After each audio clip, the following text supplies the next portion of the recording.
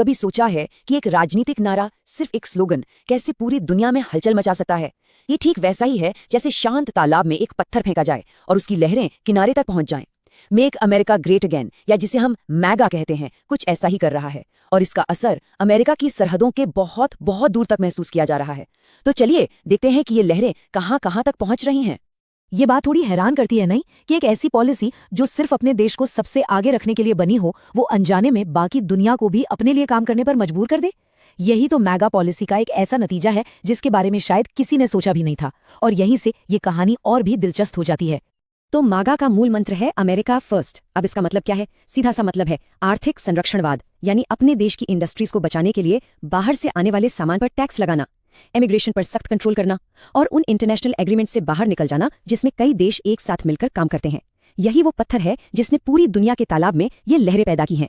तो फिर इस पत्थर से जो पहली लहर उठी वो कौन सी थी? जाहिर है पैसे की, यानी आर्थिक लहरें। जैसे ही अमेरिका ने अपनी ट्रेड पॉलिसी में बदलाव किए, दुनिया भर की बड़ी अर्थव्यवस्थाओं को भी जवाबी कदम उठाने पड़े।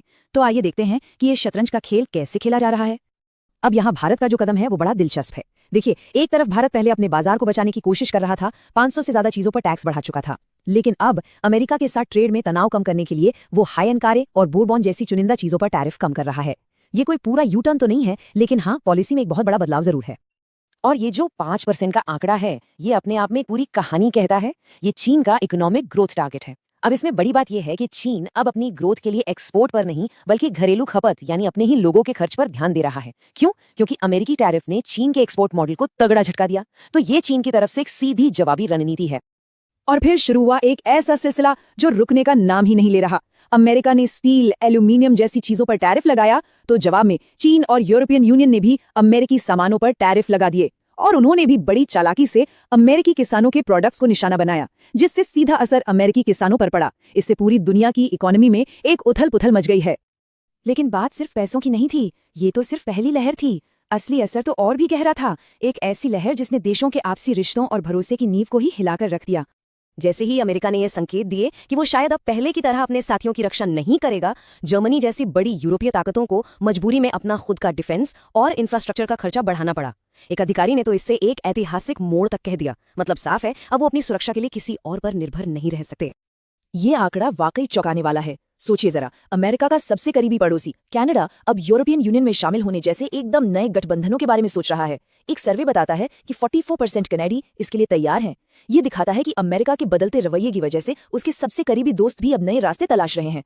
ये टाइमलाइन एक पैटर्न को बिल्कुल साफ कर देती है। ट्रांस पैसिफिक पार्टनरशिप हो, पेरिस क्लाइमेट एग्रीमेंट हो या फिर WHO, अमेरिका एक के बाद एक उन सभी अंतर्राष्ट्रीय संगठनों और समझौतों से पीछे हट रहा है जिन्हें कभी उसने खुद आगे बढ़कर बनाया था।